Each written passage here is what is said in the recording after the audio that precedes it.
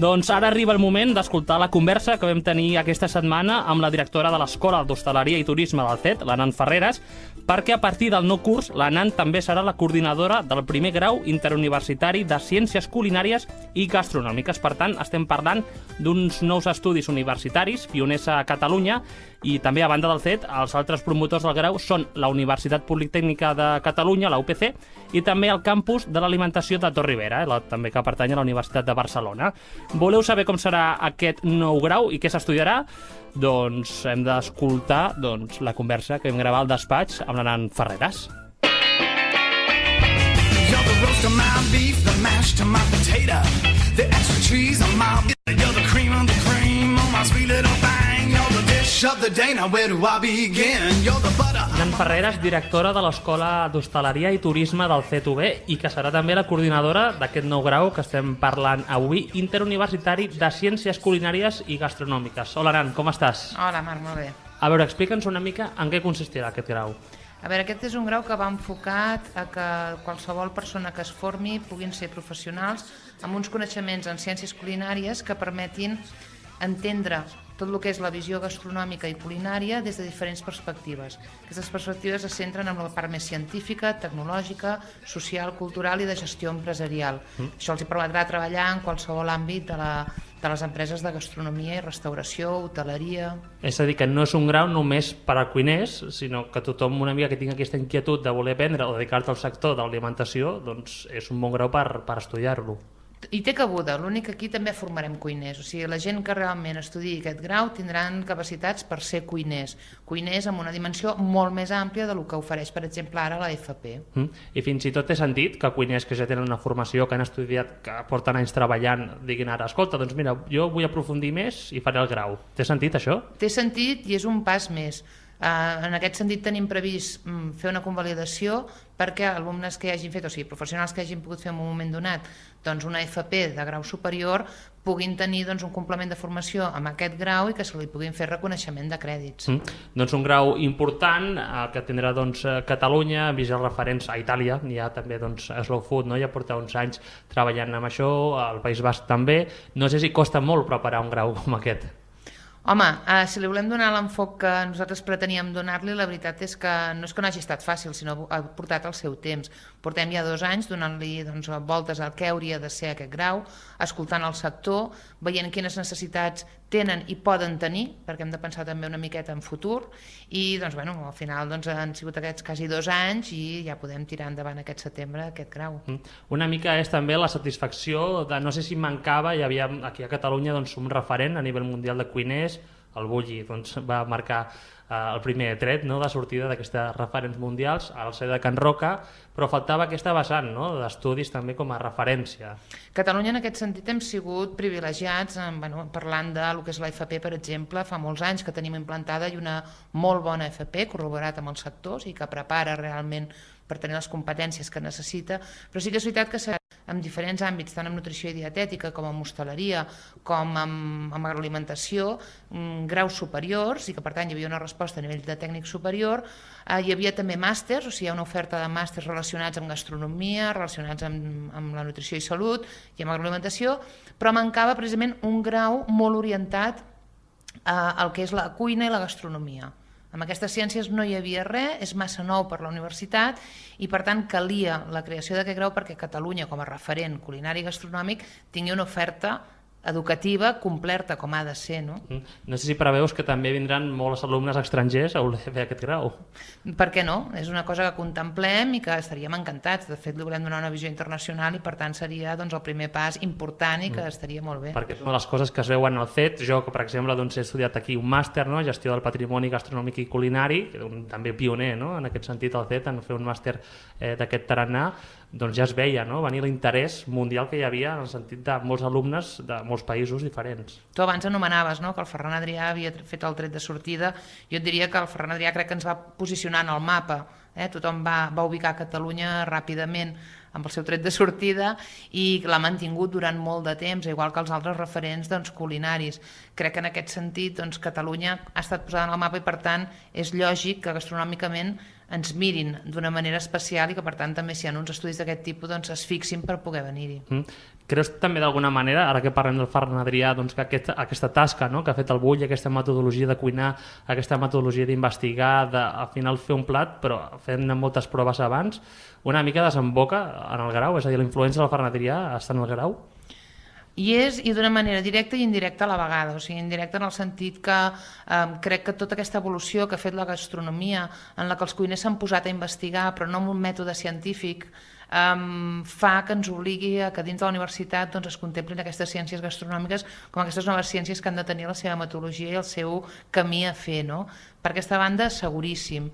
Per altra banda, directament doncs, amb la Bullipèdia. Amb la Bullipèdia també ell està intentant sistematitzar que quedi tot ordenat i amb rigor acadèmic el que és el coneixement culinari, no el que ja està escrit a nivell científic, sinó a nivell culinari. Que és una mica que faltava aquí a Catalunya, això segur, perquè en el Nobel Cuisine doncs, hi havia unes bases molt assentades, a la Nova Cocina Basca també, però aquí a Catalunya semblava com si faltés, no? Això, posar en context o posar llibres o posar doncs, una referència històrica pel llarg dels anys de poder-la estudiar. Sí, ha sigut la gran mancança i crec que en aquest sentit doncs, ell està fent l'esforç de que amb la Bullipèdia quedi tot recopilat molt gran perquè no agafa només a Catalunya sinó que agafa a nivell mundial i ho vol fer d'una manera que tothom aporti la seva part, no? Perquè l'evolució també ha estat a nivell mundial de la cuina, val? Que aquí hem tingut doncs, la sort de viure-la molt de prop, però també hi ha hagut altres doncs, cuiners a nivell mundial que han fet la seva part d'evolució. Llavors, ell vol fer-ho a nivell mundial, tardarem més, serà una feina molt gran, però crec que, doncs, igual que es parla de llibres referents, no? Amb la cuina clàssica podrem parlar de la cuina moderna posada de la mà de la Bullipèdia. De fet, jo estava aquí, m'he perdut una mica per trobar el teu despatx, perquè heu fet obres aquest estiu al CET, i he vist una aula que posava doncs, que era l'aula de Bullipèdia. No sé de quina manera s'està treballant això aquí. Bueno, nosaltres hem creat aquesta aula perquè quan es fan reunions doncs, necessiten d'uns recursos específics i necessitàvem doncs, això, no? Uns armaris per guardar, com treballar normalment ell, que és amb uns plafons de Porexpan i enganxant doncs, allà amb agulles tot el que es va evolucionant a nivell de classificació. Per altra banda, no sé si t'has fixat, no sé si has pogut entrar, però hi ha un mapa mundi, perquè el CET el que farà, ens ha demanat el Ferran, que ens cuidem de la coordinació de totes les escoles d'hoteleria del món que doncs, aportin també part de coneixement i per tant les volem anar identificant, no? En aquest mapa mundi doncs, que puguem anar assenyalant qui està aportant o quins països estan aportant. Llavors, bueno, va ser una manera de donar-li doncs, un tret diferent en una aula que sigui l'espai on es treballa la Bullipèdia i bueno, que el tenim aquí identificat. Encara no he entrat, però m'agradaria veure'l perquè home, és un referent i a més aquest afany també de voler-ho compartir amb tot el món. No sé si també un altre referent segur serà Joan Roca, no? Que va ser doncs, un dels portaveus a la presentació i també serà un dels representants. Fins i tot ell va dir doncs, que la idea era obtenir una millor formació de la que havien tingut ells. Sí, el Joan precisament és una de les persones o professional que ha investigat també molt, no? I ell s'ha trobat, diguem, amb les dificultats que han sobrevingut d'aquesta investigació per la manca de coneixements ells propis que tenien, no? I que sempre han tingut que anar recolzats doncs, de gent d'altres disciplines, tecnòlegs o científics, i precisament ell té molt clar que aquests estudis, evidentment, no seran científics els que vinguin a fer, però comprendran molt més el fenomen científic que no pas doncs, ell, que no ha tingut accés a aquesta informació. Imagina't, no?, si l'haguessin arribat a tenir aquests dos genis del que estem parlant. Clar, diem, arribaran, potser igual, però tardaran més. Llavors, ell parteix de que la creació vingui ja doncs, amb uns coneixements previs i per això s'ha ofert, diguem, a donar-nos tot el recolzament com ha fet amb aquest grau, i creu molt, i bé, per nosaltres és un luxe, o sigui, tenir un assessor, no?, d'aquesta talla. I tant que sí, ja m'imagino. També et volia preguntar una mica com ha canviat, no?, la formació de ser. Era fins i tot qui no volia estudiar, era cuiner, doncs mira, tu cuinar, rentar els plats i mira, et ficaràs aquí en un bar a treballar. En canvi ara hi ha la il·lusió aquesta doncs, de ser cuiner. No sé si hi ha molta més demanda que fa uns anys o com veus com ha canviat tot plegat. Hi ha molta demanda. De fa 20 anys cap aquí la cosa ha anat canviant i darrerament encara molt més, no? Però jo també, a veure, veig que ha sigut un canvi de la professió, evidentment, però també un canvi social. O sigui, actualment la gastronomia també està en boca de molta més gent del que no estava. Que els comensals també doncs, som més atrevits, volem experiències noves, no ens conformem amb un plat qualsevol, o sigui, qualsevol vull dir, amb un plat que ja coneguem, sinó que si ens aporten alguna novetat estem encantats, no? I crec que és un tira i afluixa de que el professional està oferint molt i el client o la persona amant de la gastronomia també està oferint-se molt a provar aquestes coses i a llançar-se més cap a aquestes noves tendències i aquest nou, que no té per què ser tot investigació i fums i coses, parlo de nous estils de restauració. Perquè molta gent critica això també, molta gent diu, escolta, ara surten els alumnes que saben fer les predicacions però no saben fer el sufragit, i estàs d'acord tu? És que això no és cert, qui diu això és que no coneix ni la formació ni els perfils que surten, no? D'aquí poc es fan unes jornades de portes obertes, no? Poden venir sí. A veure, evidentment, com a escola hem de donar un nivell i han de saber fer-ho tot. Està clar que no podran esferificar o no podran utilitzar tècniques noves de les que hi ha actualment si no coneixen la base de la cuina, val? Llavors, com a escola, sempre hem tingut aquest compromís. Pensa que fa 20 anys que jo sento aquesta frase, i fa 20 anys no estàvem com estem ara, no de coneixement de totes aquestes noves tècniques. Llavors, evidentment, les coneixen. A primer curs, l'objectiu sempre és conèixer les bases de la cuina, perquè a partir d'aquí és quan poden començar a evolucionar. Però què passa? Que a l'escola també els ensenyem tota la resta de coses, perquè està clar que ells tenen aspiracions. Això és com un nen quan apuntes al futbol, que li diguis, no, però tu no et fixis en Messi, Vull dir, tu no ho seràs mai.